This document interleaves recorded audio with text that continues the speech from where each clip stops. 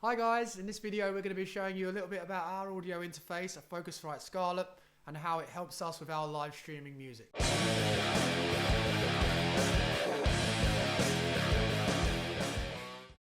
So we're using the Focusrite 2i2, which is USB-C into USB 3. In our case, we're using a MacBook Pro 2019. So how we get our audio into the streaming software is we use a mini mixer prior to the Focusrite unit. So we'll take the two channels left and right out of the mini mixer and put them into the two channels left and right of the Focusrite, and then that connects to the computer via USB. So what this enables us to do is it enables us to put some hardware, some pedals, some effects before the computer interface, so it's not so processor hungry.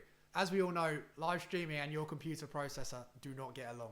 So what we need to do is we need to minimize the amount that your computer has to work, audio wise at least. Now this method is also really good for control, so you can mix the tune, you can put some effects, all before it gets into the computer itself. So you would put your effects and whatnot pre-mixer or send them out as an auxiliary off of an auxiliary in the mixer. Then the two feeds, left and right main outs of your mixer, straight into the Focusrite. Then you've got your audio as you'd like it going into the computer without having to rely on Logic and whatnot to process more effects. On the front panel of the 2i2, you've got two volume pots, one for each channel. There's a monitor pot on the far right, which controls the monitoring. There's also a headphone pot, which controls the volume of the headphone mix. That's what we use. We come out of the headphone mix, and that's our in-ear monitoring for our live streams. But we'll go a little bit more into the monitoring and the different earbuds that we use in another video. So one of the really good features of this Focusrite unit is you can change the monitor mix from mono to stereo.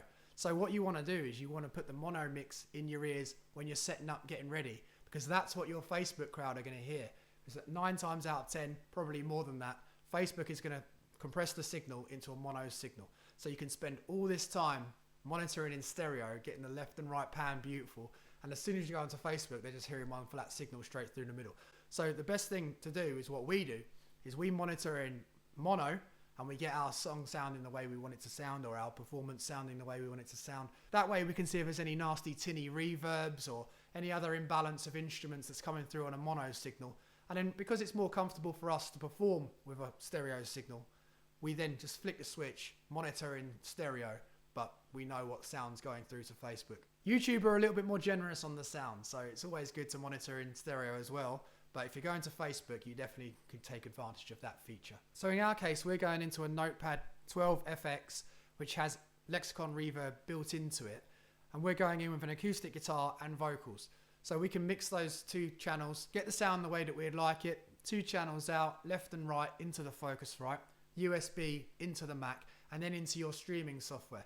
Now, we use Ecamm Live, and as soon as we plug our Focusrite 2i2 in, Ecamm can recognize that. We can just select it. If you want to go a little bit more into the details, if you are going into YouTube and you want a bit more of a stereo sound, the sound's a bit more high quality, you've got a bit more flexibility, Ecamm has some settings where you can change from stereo to mono and whatnot. Everybody uses different streaming platforms. We use Ecamm Live on Mac. We leave our setting on audio as high quality and stereo.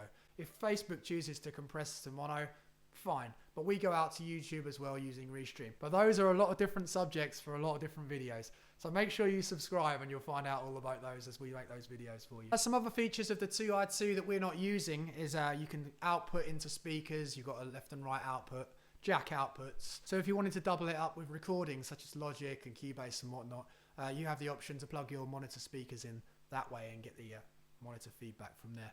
So as per usual, the headphone output is a 1/4" jack, so you're going to need a converter for most headphones. So get one of those ordered on eBay before your Focusrite unit comes along. Another thing to consider is the cable. Now this cable here is not very long.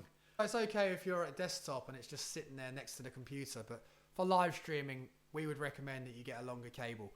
We've got one that's 2 meters long, gives us a bit of flexibility, less trip ropes, less tripods knocking and pulling the computer off of the stand. You know the classics, you know what I mean. So another really good thing about going into a mixer before you go into the Focusrite is that you can use the mixer to mix the sound if you're a full band recording or live streaming, rather than buying the bigger Focusrite units which have multiple channels, which can then be mixed in Logic and whatnot. You can do your mixing first on the mixer and then get into a cheaper Focusrite unit just to get the sound in. So ultimately what you don't want to do is you don't want to put too much pressure on your computer while you're live streaming, because that in itself takes a lot of your processing power. And if you start putting too much pressure on the computer, you're going to get frame drops, you're going to get lag, you're going to get audio sync issues, and probably dropouts. So that's what you don't want, which is why we put everything into the mini mixer, just 2 channels into the Focusrite and straight into the computer. And that way you've got no power hungry plugins in Logic and whatnot, just really draining the resources on computer. You'd have to have a supercomputer for that to work for you, especially if you're full band running in 4 or 5 channels, maybe more, with reverb and whatnot on all of them. It's really going to put the strain on even the best computer out there. So the cable you'll get in the box goes from USB 3, which is the end that will go into your computer, into USB-C, which goes into the Focusrite unit. If you have a newer Mac and you have USB-C, when you're ordering that cable, make sure you get a USB-C to USB-C. And this cable length is not stream friendly. It's very trippy. You can check out some of the recordings that we've done with our Focusrite unit and our setup on our YouTube channel. So be sure to check those out if you want a few examples of some of the sounds that you can achieve with one of these units in your home studio. So one thing you're going to have to be careful about is that you've got effectively 2 preamps going in with the mini mixer, the output on that, and then the 2 outputs on the Focusrite and then into the computer, which you're probably on your software are going to have another volume adjustment. So you need to be really careful about clipping. So make sure you prepare for your show, do plenty of practice, get your headphones, get the ones you're used to, and really have a listen. Look out for any clipping. You do have some indication lights on the Focusrite unit. If the signal's going in too hot, it'll go amber and then red. If you are going in red, you need to turn it down. Get the signal right, green, just touching into the amber every now and then on the peaks. Get the volume right, make sure you can't hear any clipping on your headphones, and then maybe just roll it off a tiny bit. We all know what it's like. We get the sound set up, we go live, and then all of a sudden it starts clipping because we get a little bit excitable, we get into the music and we get a bit louder with that. So just roll off the volume a tiny bit after your sound check, then get your monitor set off the back of that, and you should do all right with that. So with your mixer that you're going in before the Focusrite, you're probably going to want to buy a mixer that's got effects built in. Otherwise you're going to have to start putting all different outboards, and it's going to get a little bit messy, and you need a mansion to set up your studio.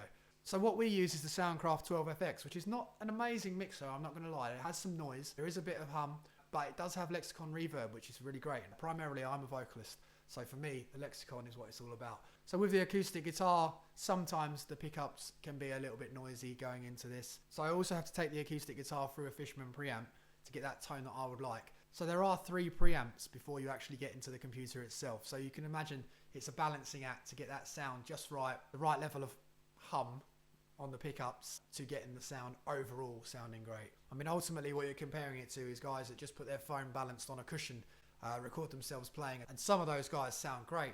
So you can imagine that if you're upgrading your quality here, even if you've got a tiny bit of hum from an acoustic guitar, then you're going to sound great. If you're going in with an electric guitar or another instrument as such, you might not experience those problems. I have a few acoustic guitars. Some of them give us a little bit of hum off this unit, some of them don't. It's more likely to do with my studio and the ground loops rather than the Focusrite unit or any of the other pieces of equipment that we're using. So I hope you found this guide useful, guys. If you need to know anything else, hit the comments, ask us a question, we'll gladly answer. There's going to be a lot more videos coming your way over the next few weeks, so make sure you subscribe. We're going to be going over image quality, creating a set, lighting, all different forms of lighting, which is quite important for this kind of thing, especially with your image quality considered. And more information about sound, gear reviews, unboxing. It's limitless. So get involved, guys, and make sure that you subscribe to find out more about our products and our setups.